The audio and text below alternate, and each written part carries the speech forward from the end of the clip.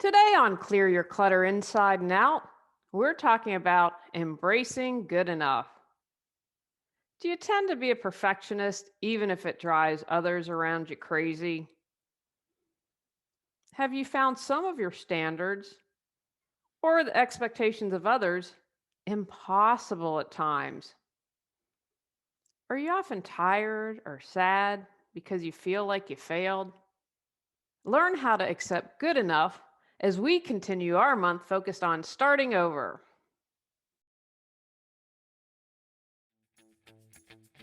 Do you control your clutter or does your clutter control you? On Clear Your Clutter Inside and Out, we'll teach you awareness as well as action steps to create change in your life. Come on, let's get started.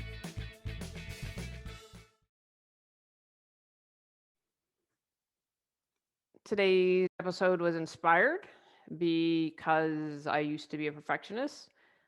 Good enough wasn't in my vocabulary, it wasn't even in my realm of thinking. Life's about living and learning and loving. And when we try to do everything perfectly, and it doesn't even have to be perfectly, because this episode's really not about perfectionism.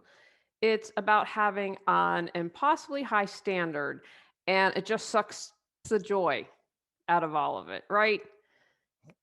It's like if you're an artist and you keep it has to be perfect, it has to be perfect, perfect. Then at some point you lose the joy, right? And it becomes a chore and you kind of trudge along, and whatever sparked that happiness to begin with is now probably gone. So don't think of today's episode as talking about being a perfectionist. It's more about getting that joy back and embracing good enough. So we're moving, and the good news is we did a little bit of painting, and if we were staying I would have painted a lot more. But anyway, they have these really it's just this mint green that's horrendous. Anyway, so they didn't have any of the leftover paint colors. They had it of like kind of the beigey color, the neutral color, but not all the other stuff. And so we are leaving in the picture hangers. Now, good thing is my mother helped us hang a lot, so they are done correctly. I've learned a lot from her, and I'm grateful for that. And so the perfectionist in me was like, "Oh no, we'd have to go out." And if you've ever painted, especially if it's a couple years old, you just never get the quote unquote match, and that would lead to probably having to paint a lot more on entire walls. And I'm like, no. And so they were leaving the screws and the paint hanger and all that in, and they can use it. And the realtor's like, it's all good, don't worry about it. We can just say this is why it was done. We had a stager come in and give us feedback, and I love my bathroom. It is the best bathroom I've ever lived in. It's different shades of purple and like a lavender. It's really pretty awesome. And I have my own separate sink and area. My husband has his, and there's a door that shuts the toilet. I mean, it's perfect. And a nice sized bathtub. And I have a window above the bath and can put out all my bubble baths. It's really, I hit the jackpot with it. Anyway, the stager's like, oh no, yeah, you got to repaint this. Gross. Like people are just going to be turned off by it. And I thought, you know what? It's just going to have to be good enough. Now, the good news is the market is hot, and that where we live, it's the lowest inventory ever. And we have a lot of other good things going. I thought, you know what? If they hate the bathroom that much, they can paint it. It's just going to have to serve as good enough. Kind of like the pack job.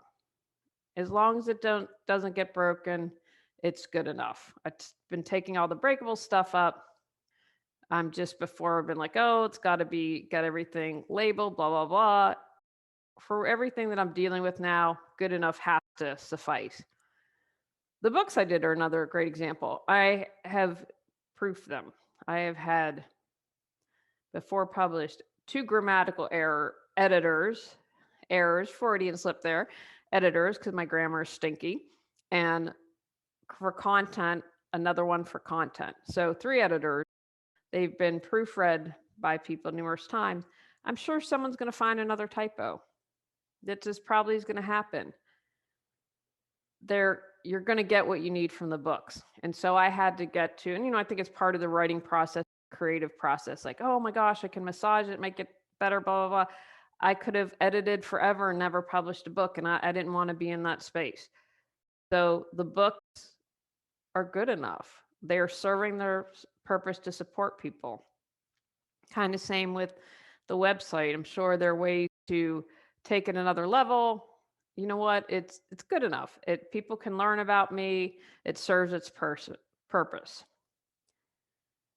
So how can not accepting good enough create clutter? It can create a lot of mental clutter if you're obsessing and trying to rework things in your head to make everything just so. And that often creates anxiety. It can create emotional clutter if you put a lot of pressure and stress on yourself. And you can also do that to other people and create strains in your relationships. If the living room the TV room where you all hang out as a family has to be perfect all the time, you're going to drive everyone around you nuts. And if you have impossibly high demands that you put on others, not just yourself, that's going to continue to cause strain. I see that sometimes with parents and kids. Anxiety and stress obviously aren't good for your health. You can create financial clutter if you're always redoing. Say if you're remodeling your kitchen and, I've met people like this, always changing everything, redoing. It takes them forever to get the project done, and you create additional cost. You can also have physical clutter if you have a lot of unfinished materials or if you're simply wasting. Oh, do this didn't work. I'm just going to chuck it all. And finally, you create spiritual clutter when you're blocking your highest good because you're hanging out with your ego who's demanding that everything be just so or to an impossibly high standard. How is not accepting being good enough creating clutter in your life? Consider that for a moment. And I want to make a distinction here. I'm not saying do something half-assed. I'm not saying don't give it your best effort. And I want to be really clear. As the example that I mentioned previously, a typo in my book isn't going to change whether or not someone can declutter. So I hope that makes sense. I like to brag that my audience is super smart. So I'm sure you've got it, but this is not giving you permission to do it halfway. This is saying it doesn't have to be perfect. Good enough is good enough. So here are some signs that you don't accept good enough and leaning towards everything has to be just so. Obviously, perfectionist, I've mentioned that. That makes sense. If you're critical of yourself, how critical are you of yourself or are you of others? Although that kind of more slides into being judgmental. And what I was told years ago, and that I bring up all the time, when you judge another, you judge yourself. When you're critical of another, you're critical of yourself. So if you see criticism, judgment, are you comparing yourself a lot? One of the things that drives me nutso about social media and that I'm hoping really changes is, and I feel for kids growing up with social media, I am grateful that I missed that boat. But we always are sharing, most of us. I've done a lot of makeup free little videos and things like that because I'm like, yeah, the message is more important and I'm not out to be the influencer and I'm pretty much take it or leave it. What people say they appreciate is my authenticity. So that's what I'm going to continue with and just continue to be me.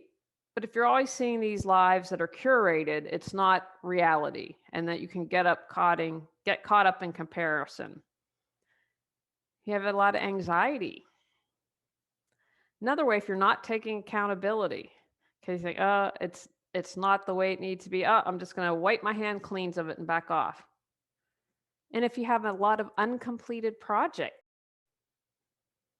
so think about those. Do you have any of the signs that you're not good enough? How have they been showing up in your life? Is it a pattern? We're going to talk about patterns. So that's something to consider.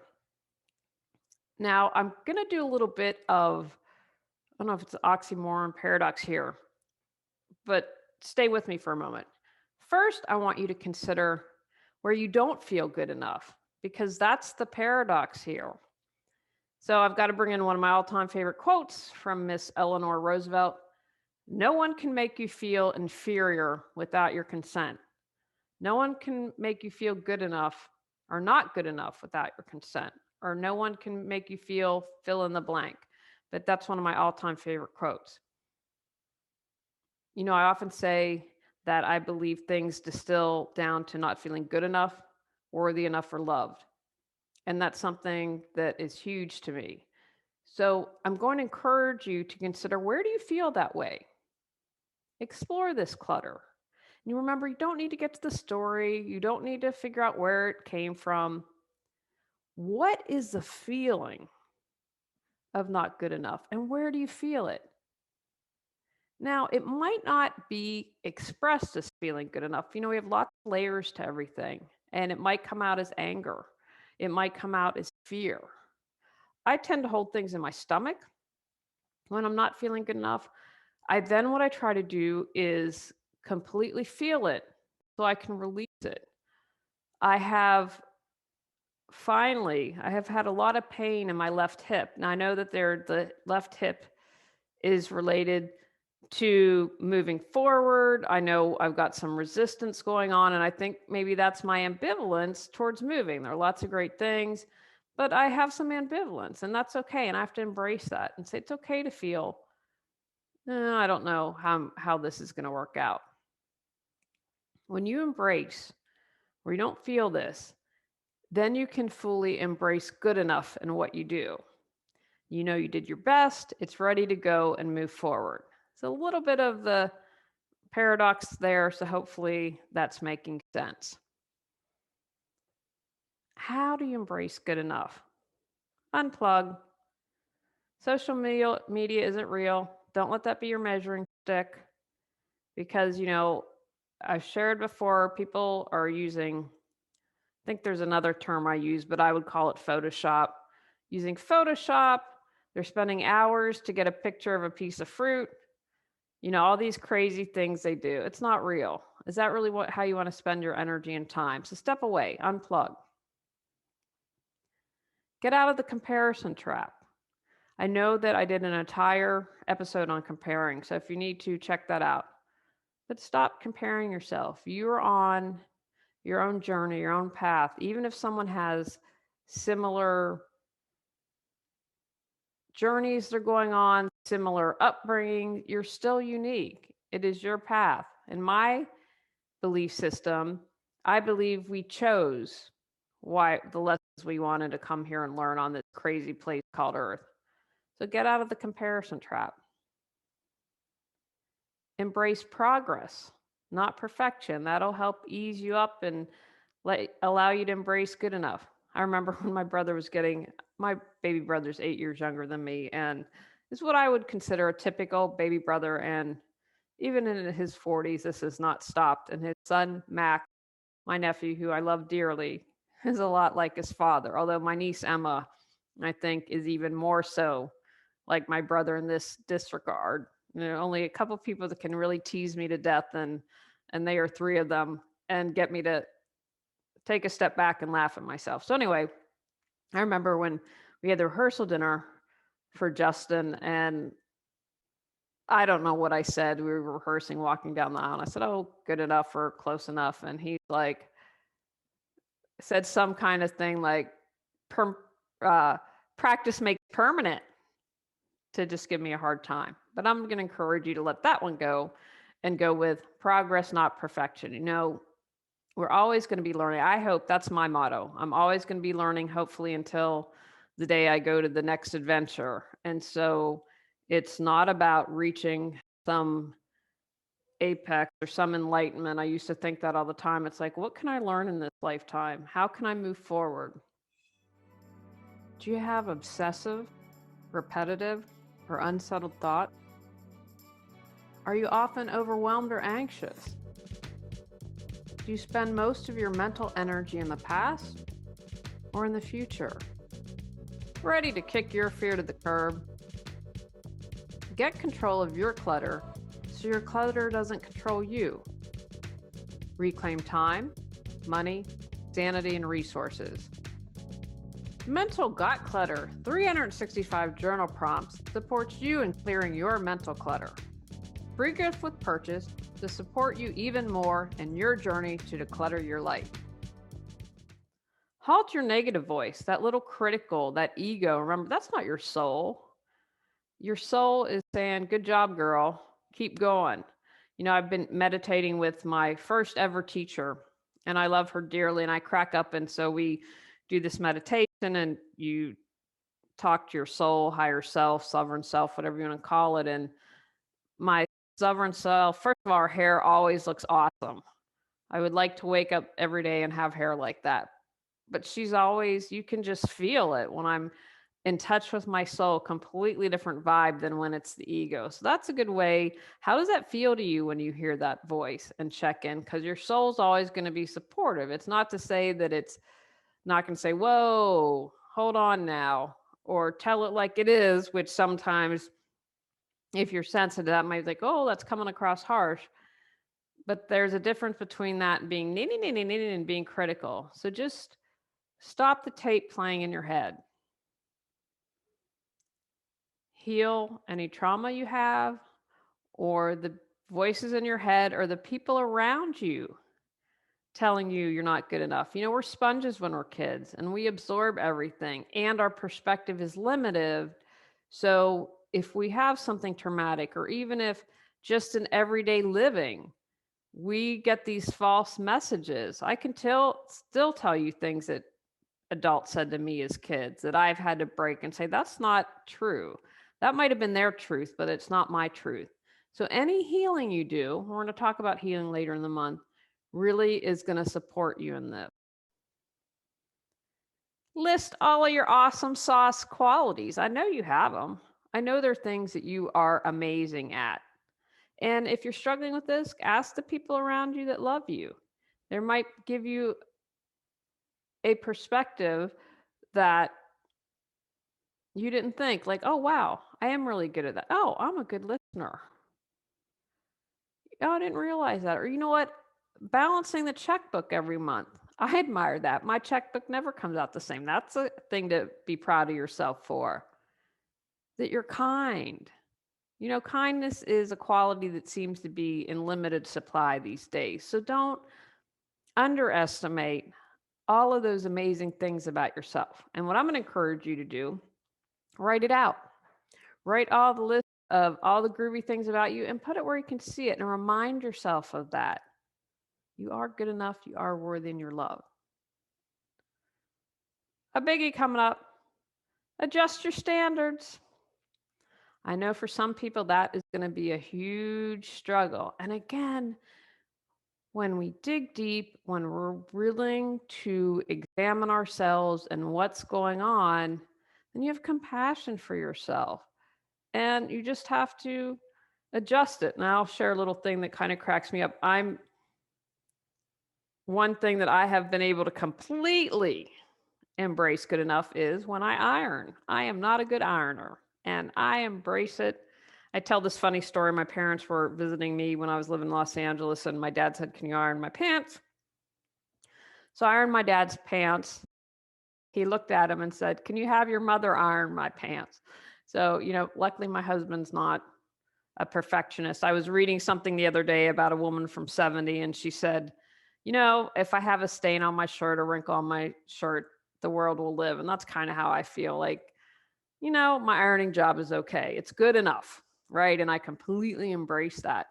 So there are certain things like my husband, because he's in the army, he can fold a fitted sheet. It's pretty amazing. And so now I just have him fold things like that when they come out. But he actually had to redo the linen closet one time, because that's another place where I embrace good enough. The sheets are folded good enough. I'm not going to spend more time on that. So think about where you are very exacting.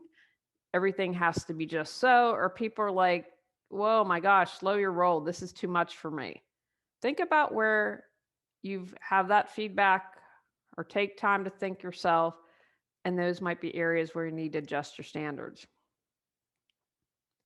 Be aware of how you talk to yourself. One thing that I really like, so I've been doing these Monday meditations, is I always feel a boost talking to my higher self because she's always great. She's always awesome.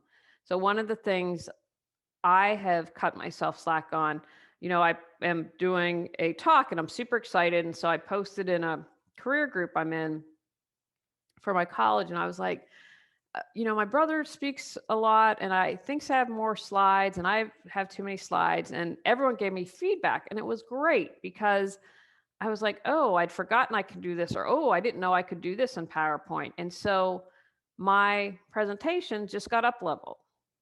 I wasn't like, duh, you're ding dong for not knowing. I was like, oh, I didn't know this. How grateful am I that I reached out and asked for support and got amazing responses? So instead of belittling myself for not knowing, I'm like, well, have you ever taken a PowerPoint class? I don't think so. And kind of with Excel, oh, I didn't know that. Being proud of myself for asking for support, being open to feedback, that's the thing I want to concentrate on, not like, oh my gosh, you didn't know that. So be really aware of how you talk to yourself. Pay attention to those closest to you. I'm sure I've said this a lot, but it's really important who we surround ourselves with. And when you're in the thickest things, or if you are going through some stressful periods, sometimes it's all we can do to just take care of ourselves and kind of maintain living. And so you might not be aware, but are the people around you supportive? How well do they treat you? Because you become like the people you hang out with. And if they all think things need to be a certain way, and I belonged to a group like this once. I had done it in Los Angeles and transferred here and did it. It was a different vibe here. It's, I think, a Southern cultural thing. And so I was like, it's too much. I'm not going to be able to meet these standards of others. And that's okay. And I wasn't particularly close to them, but I was new to the area. I didn't know many people. And I thought, this is not where I'm going to find my tribe. And that's okay. But do you? And I think sometimes it's hard. And, I would say the South is like that. There's a certain expectation among women, and it's not for everyone because where I am is changing. And I think some Southerners really struggle with that. But just be aware of who you are. Also important to embrace good enough is take breaks and recharge. I'm all about clearing clutter, but sometimes you have to just relax, take a step back, and rest. It's really important. If we rest and take care of ourselves, then it allows us to have more compassion towards ourselves. If we're unable to embrace good enough, then we're probably not getting a rest. We're always thinking, we're always doing, we're always trying to move forward. And taking a break helps you in so many ways. I think it definitely helps your creativity. I can't write every day. I love writing, but I'd go nuts if I tried to be creative all the time. And so it just takes me back and reminds me what's important. Is it more important that you get the decluttering book out or that every single word is perfect?